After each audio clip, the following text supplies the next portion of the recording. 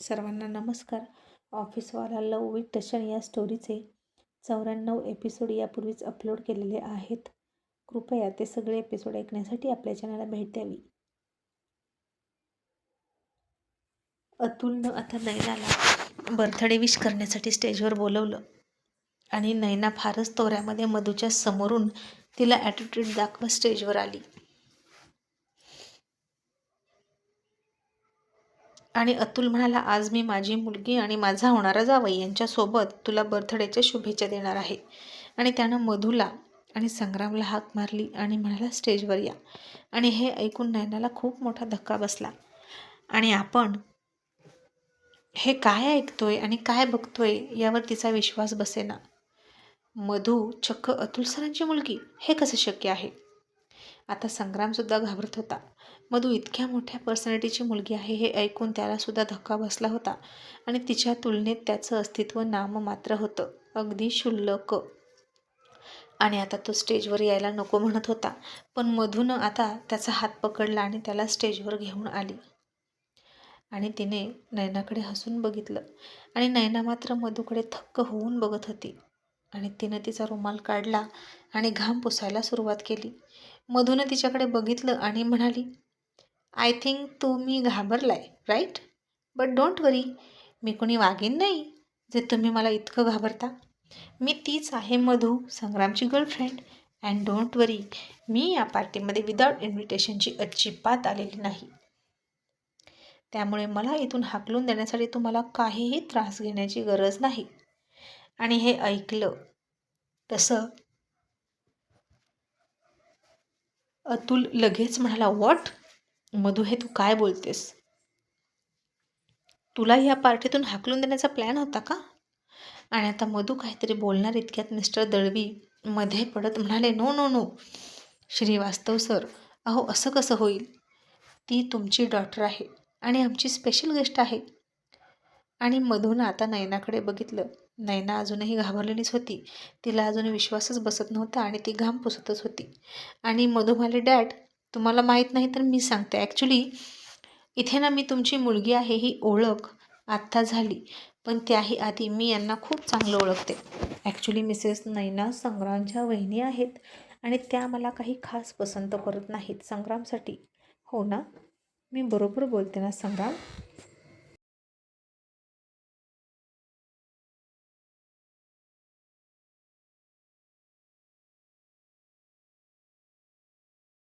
संग्रामला आता काय बोलावं आणि काय नाही तेच कळत नव्हतं. त्यालासुद्धा जबरदस्त शॉक बसला होता. आणि आता हे नाटक मधू खरंच करते का? तेही तिच्या वडिलांसमोर? आणि हे कसे काय परमिशन देतात तिला हे सगळं करायला? याचंच कोडं पडत होतं. आणि कुठले वडील आपल्या मुलीला असं नाटक करू देतील? आणि मधू पुन्हा एकदा म्हणाली, मी बरोबर बोलते ना संग्राम?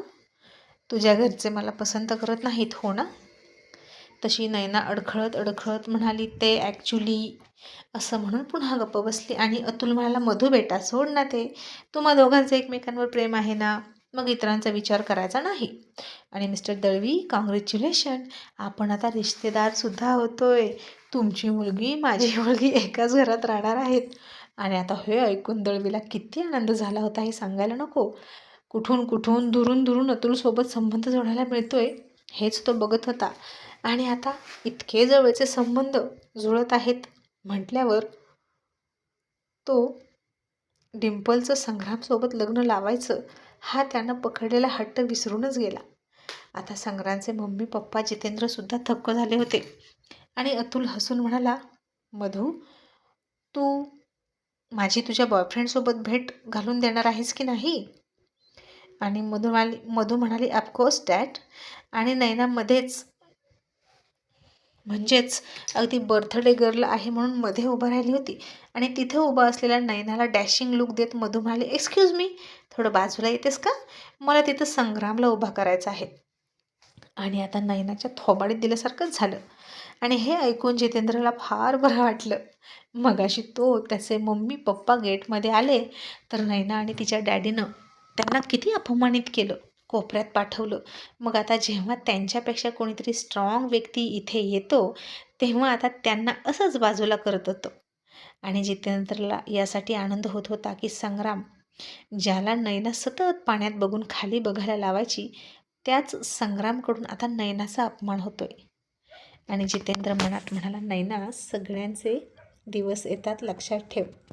ज्या मधूचा तू अपमान करायची आणि स्वतःच्या डॅडीला फार पॉवरफुल समजायची ती मधू तुझ्या डॅडीपेक्षा 1000 पटीने जास्त पॉवरफुल माणसाची मुलगी आहे. आणि आता खरं तुझी मजा येणार, असं म्हणून जितेंद्र हाताची घडी घालून लांबूनच नैनाची मजा बघत होता. आणि मधू पुन्हा नैनाला म्हणाली, एक्सक्यूज मी काहीतरी म्हणाले. तसं मिस्टर दळवीने नैनाच्या हाताला पकडलं आणि मागे खेचलं आणि मधूला म्हणाला, प्लीज कम. आणि संग्रामकडे त्यानं बघितलं आणि पुन्हा खाली बघितलं. आपण निघालो होतो त्याला आपलाच जावई बनवायला आणि त्याचा अपमान करायला. पण आता संग्रामच्या बाबतीत असा विचार करणं सुद्धा चुकीचं आहे. आता मिस्टर दळवी एक मुरलेला बिझनेसमन होता म्हणून त्यानं लगेच जे आहे ते ॲक्सेप्ट केलं आणि पलटी मारली आणि मला, संग्राम बेटा प्लीज कम.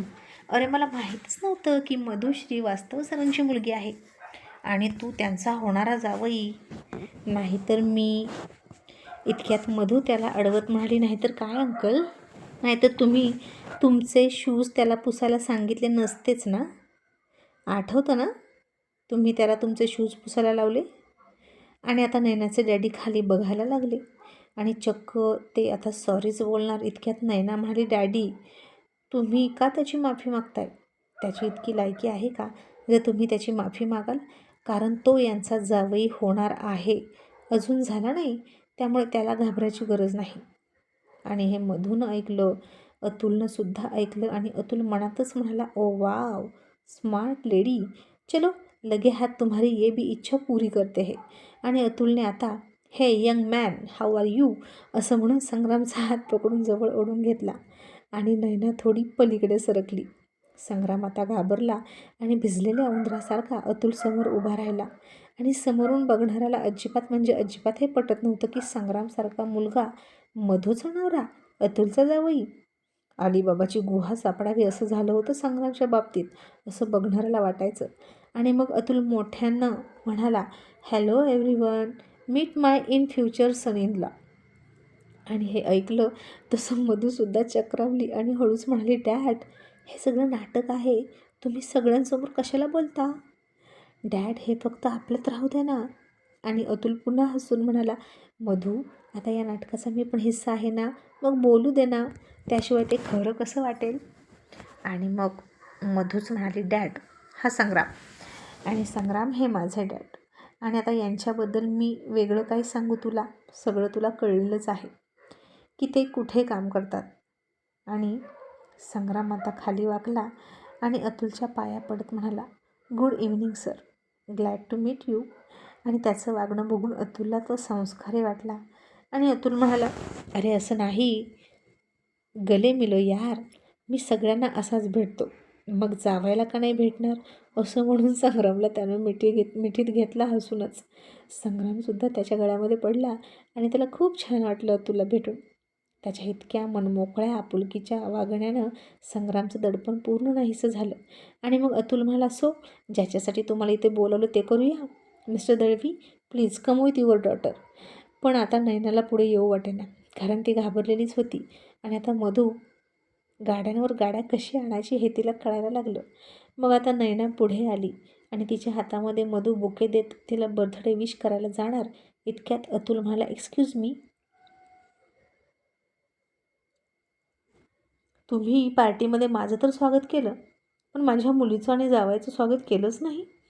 तसे मिस्टर दळवी गडबडले आणि नैनाला म्हणाले, नैना तुला मी सांगितलं होतं ना त्यांच्या मुलीच्या खातेदारीमध्ये काहीही कमी पडू देऊ नको. जा पटकन तिच्या वेलकमची तयारी कर. सॉरी सर, एक्स्ट्रीमली सॉरी, असं म्हणून बुके आणून मधूचं आणि संग्रामचं सुद्धा त्यांनी स्वागत केलं. आणि मधूनं त्या बुकेमधलं एक गुलाबाचं फूल काढलं, नैनाच्या हातात दिलं आणि म्हणाली, विश यू हॅपी बर्थडे. आणि एक्सक्यूज मी डॅड, मी आणि संग्राम खाली जातो आहे, असं म्हणून मधू खाली गेली.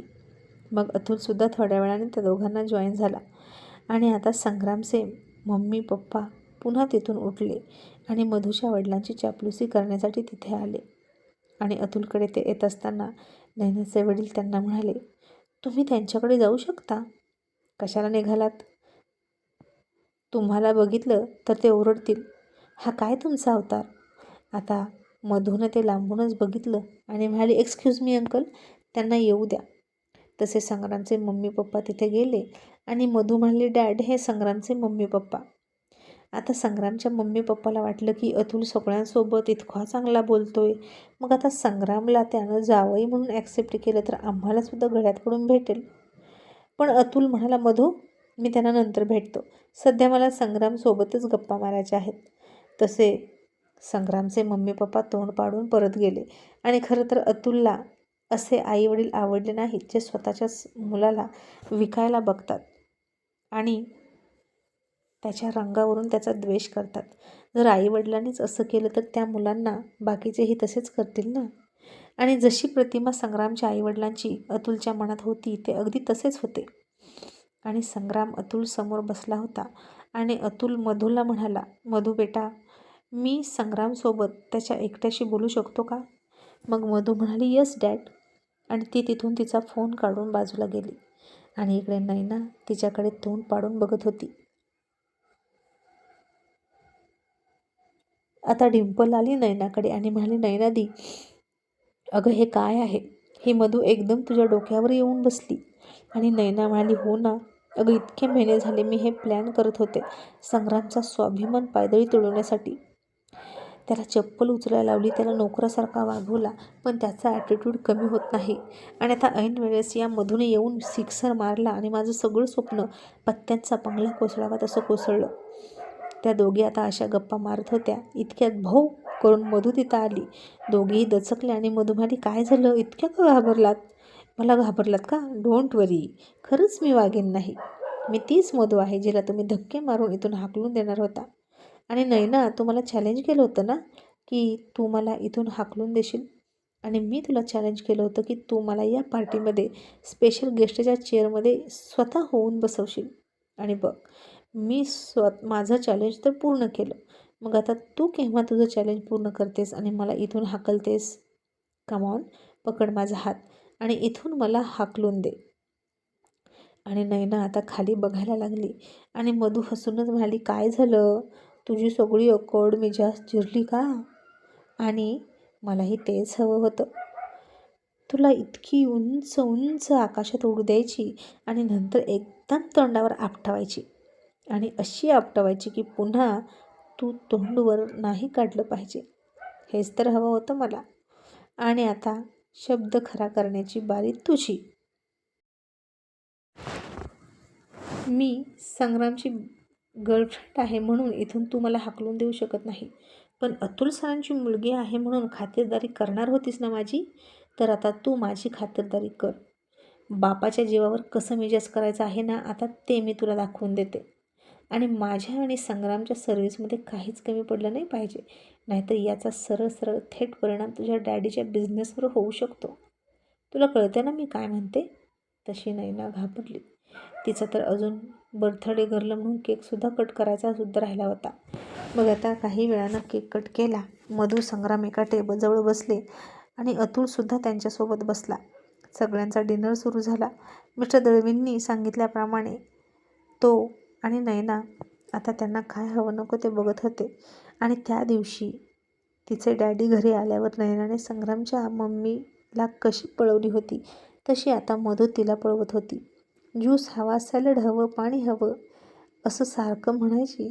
आणि नैनाने आता वेटरला बोलवलं आणि मधू म्हणाली, हे काय, आम्ही तुमचे स्पेशल गेस्ट आहोत ना, म्हणूनच आम्हाला तुम्ही बोलवलं ना, तुम्ही वेटरकडून आमची सेवा करणार का? डॅड, मला नाही हे पटत आणि मला नाही आवडणार, आपण घरी जाऊया. तसे मिस्टर दळवी म्हणाले, नो नो बेटा, प्लीज, काही चुकलं असेल, कमी जास्त झालं असेल तर माफ कर. आणि ते नैनाला म्हणाले, नैना, तुला काही कळतं का? तू स्वतः त्यांना सर्व्हिस दे. आणि हे ऐकून नैना थक्क झाली आणि तिच्या वडिलांना म्हणाली, डॅडी, ती मुद्दाम मला त्रास देते, तुम्हाला दिसतंय ना, आणि इतके सगळे सर्वंट असताना मी का तिच्या मागे पुढे करू? आणि मिस्टर दळवी तिला ओरडत म्हणाले, तुला करावंच लागेल. मी तुझ्या सुखासाठी इतकं सगळं करतो, इतकी मोठी पार्टी अरेंज केली, तुला हवं ते देतो आणि तो सगळा पैसा उगीच येत नाही असा समजलं. मलासुद्धा माझ्या सिनियर्सना उत्तर द्यावं लागतं आणि त्यासाठी यांना खुश करावं लागतं. यांच्याशी मैत्री करण्यात माझा खूप मोठा फायदा आहे आणि माझ्या कंपनीचाही. तुला सगळं करावं लागेल. आणि मधू संग्रामची बायको म्हणून घरात येईल, त्यामुळे तिच्याशी पंगा घेण्यापेक्षा तिच्याशी मैत्रीचे संबंध ठेव. आणि नैना म्हणाली, पण डॅडी आपण तर डिंपलचं लग्न करणार होतो ना संग्रामसोबत. आणि तिचे बिझनेस माइंडेड डॅडी म्हणाले, गप्प बस, आता ते विसरून जा. आता तू तुझा अजेंडा बाजूला ठेव आणि माझ्या अजेंड्यावर फोकस कर. जा आणि त्यांना काय हवं नको ते बघ. आणि मीही आहे तुझ्यासोबत असं म्हणून तेही सोबत होते. आता हे सगळं बघून संग्राम संकोचत होता. कधीही पाण्याचा ग्लासही न उचलणारी राणी आता बरोबर मधू आणि संग्राम समोर वाकत होती. आणि मधू संग्रामला म्हणाली, रिलॅक्स बस आणि काय हवं तुला ते माग. तू कटलेट घेशील का? आणि संग्राम नको म्हणायचा आणि मधू म्हणायची, नाही ना, कटलेट घेऊन ये संग्रामसाठी. आणि तिने कटलेट आणलं की मधू म्हणायची, संग्राम तुला कटलेट नको होतं का? ओके बेबी, काय हवं तुला? सॅलड हवा का? नैना कटलेट ठेव आणि सॅलड घेऊन ये. नैना पुन्हा जायची, सॅलड घेऊन यायची आणि मधू पुन्हा तिला परत पाठवायची आणि दुसराच मेनू मागवायची. आणि तिने आता नैनाला खूप पळवली आणि आता तिचा सगळा मेकअपसुद्धा उतरून गळून पडून पडला. मग शेवटी नैनाला मधू म्हणाली, प्लीज सॉस घेऊन येतेस का? संग्रामला हवा आहे. नैनाला आता संग्रामसाठी काहीतरी करायचं, ते सुद्धा मी त्याची सेवा करते, हे पचत नव्हतं, रुचत नव्हतं. इतके दिवस तिनं त्याला तिची चप्पलसुद्धाच उचलायला लावली होती आणि त्यात संग्रामसाठी मी पळते आता, हा विचार तिच्या यावर विश्वास बसत नव्हता आणि संग्राम त्याच्या घरच्यांचा सुद्धा विश्वास बसत नव्हता. मग नैना थकलेली होती, श्वास घेऊन आली आणि श्वासची वाटी संग्रामकडे देणार इतक्यात मुद्दाम तिला मधूनं धक्का लावला आणि तो श्वास सांडला संग्रामच्या पायावर. आणि मधू म्हणाली, हे काय केलंस तू? तुला कळत नाही का? तुला दिसत नाही का? ओ माय गॉड, संग्रामचे शूज खराब झाले, आता कोण स्वच्छ करणार? आणि नैना म्हणाली, तो करेल ना स्वच्छ, इतकं काय आहे त्यात? आणि मधू म्हणाली, तुला कळते का तू काय बोलतेस? तू कोणाचा होणार आहे जावई, माहीत आहे का?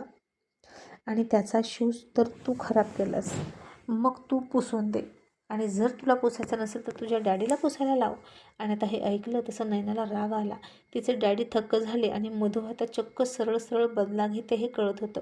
अतुलसुद्धा मधूचं वागणं बघत होता आणि ती किती संग्रामसाठी ढाल बनून उभा राहते हे बघत होता. आणि संग्राम मात्र मधूकडे भारावलेल्या नजरेनं बघत होता. आणि ती माझ्यासाठी इतकं का करते? अगदी आउट ऑफ वे जाऊन करते. आणि आता नैनाचे डॅडी गुपचूप आले पुढे आणि लाचार होऊन त्यांनी टिश्यू घेतला आणि संग्रामच्या पायाला हात लावणार इतक्यात संग्राम उठला आणि मला, नो अंकल, हे असं नाही होऊ शकत. मी लहान आहे तुमच्यापेक्षा, तुम्ही माझ्या पायाला हात नाही लावायचा. आणि मधू म्हणाली, का संग्राम? त्या दिवशी तुझं काहीही चूक संबंध नसताना तुझ्या मम्मीकडून कॉफी सांडली आणि म्हणून तुझ्याकडून पुसून घेतली ना. मग आता यांच्या मुलीकडून तुझ्या शूजवर श्वास सांडलेला आहे तर त्यांनी स्वच्छ केला तर काय बिघडलं? आणि संग्राम मधूला म्हणाला, मधू तू काहीही म्हण पण मला हे पटत नाही. ते माझ्यापेक्षा मोठे आहेत आणि मी कायम त्यांचा आदरच करेन. अंकल प्लीज तुम्ही उठा, असं म्हणून संग्रामनं त्याला उठवलं आणि मधून त्याच्याकडे रागीट चेहरा बघितला आणि केलं. आणि अतुलने मात्र संग्रामसाठी टाळ्या वाजवल्या आणि म्हणाला, वेल डन माय बॉय. मिस्टर दळवी, यालाच तर म्हणतात संस्कार. काहींना इतरांचा अपमान करण्यात मोठेपणा वाटतो आणि काहींचा सन्मान करण्यात मोठेपणा वाटतो. म्हणजेच एखाद्याचा अपमान करणं स्वभावात असतं, पण एखाद्याचा सन्मान करणं हे संस्कारात असावं लागतं. आणि संग्राम संस्कारी आहे असं दिसतंय मला. पण माझी मधू ना थोडीशी टिटफॉर करणाऱ्यातली आहे. आता काय करणार? तिचे अंकल आंटी आणि तिचे कझन आहेत ना, ते सगळे शेर आहेत, शेर. त्यामुळे माझी बच्चीसुद्धा शेरच आहे. आणि मिस्टर दळवी म्हणाले, कोण अंकल आंटी? आणि अतुल हसून म्हणाला, अर्जुन देसाई, तन्वी देसाई. आणि हे ऐकलं तसं दळवी घाबरला आणि गप्प बसला. आणि आता संग्राम गेला, पाय धुवून आला आणि मग सगळ्यांचं डिनर झालं आणि मधू म्हणाली, डॅड आता तुम्ही काहीच बोलणार नाही, पण आमच्या प्लेट नैनाने उचलाव्या, कारण आम्हा दोघींमध्ये अशी लवली डील झाली होती. हो ना नैनादी? असं म्हणून मधूनं तिच्याकडे हसून बघितलं. आणि आता हे ऐकलं आणि नैना मात्र शॉक झाली.